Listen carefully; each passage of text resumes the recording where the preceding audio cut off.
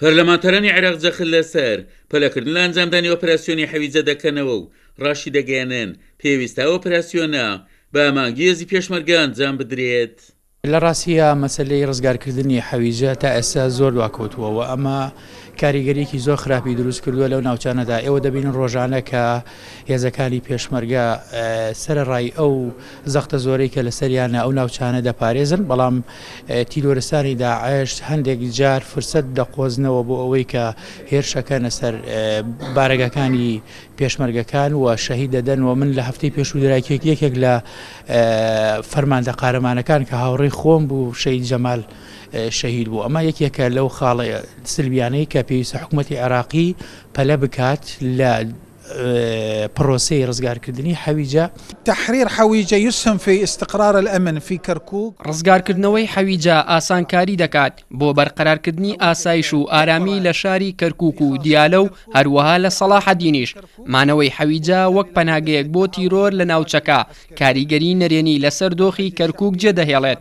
بۆیە پێویست دەکات هاوکاری و هەماهەنگی لە نێوان هێزە ئەمنیەکانی عێراق و هێزی پێشمەرگە دروست بکرێ لە پێناو کۆتایی هێنان بۆ حاڵەتە نەگریسا لەو ناوچەیە. کاتی ئەوەش هاتووە دەست بە ئەنجامدانی ئۆپراسیۆنی حەویجە بکرێ بەبێ هیچ دوودڵیەک. عملیات الحەویجە الوجه المقبل بەنسبەت ئۆپەراسیۆنی حەویجەوە قۆناغی دواتر دەبێت. بە ئاراستەی ڕزگارکردنەوەی ناوچەکانی عێراق پێمان وایە لە دوای مووسڵ ئاراستەی ئۆپەراسیۆنەکان بەرەو تەلعفەر یان حەویجە دەبێت.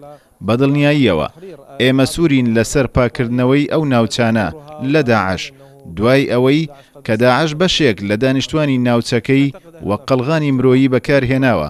پێمان وایە ئۆپەراسیۆنی حەویجە لە ئەولەویەتە و کاتی زۆری لە بەردەمدا نەماوە. نوێنەرێکی کەرکووک لە ئەنجومەنی نوێنەران شڕای دەگەیەنێت ئۆپەراسیۆنی حەویجە کراوەتە پرسێکی سیاسی و دەشت لێ حکوومەتی عێراق خۆی لە ئەنجامدانی ئۆپەراسیۆنە دەدزێتەوە.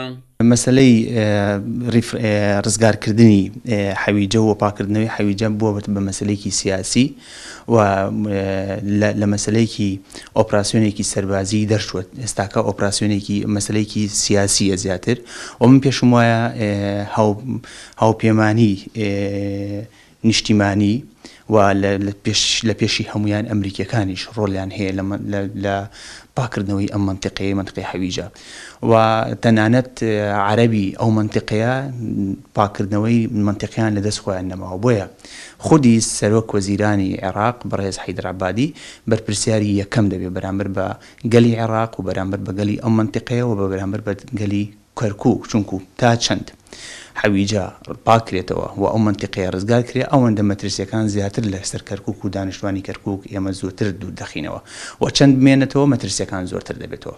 جیاواز لەسەر مانگی ڕابردوو کە حکوومەتی عێراق جەختی لەسەر ئەنجامدانی ئۆپەراسیۆنی حەویجە دەکردەوە و تارافتانیەکانی حەیدەر عەبادی خاڵیە لە باسکردنی ئۆپەراسیۆنە و بۆ خۆناغی دوای مووسڵیش عەبادی تاکید لەسەر پاکردنەوەی سێ گۆشی عێراق سووری ئاردەن دەکاتەوە. عومەر غەریب، کورسات نیوز، کەرکووک.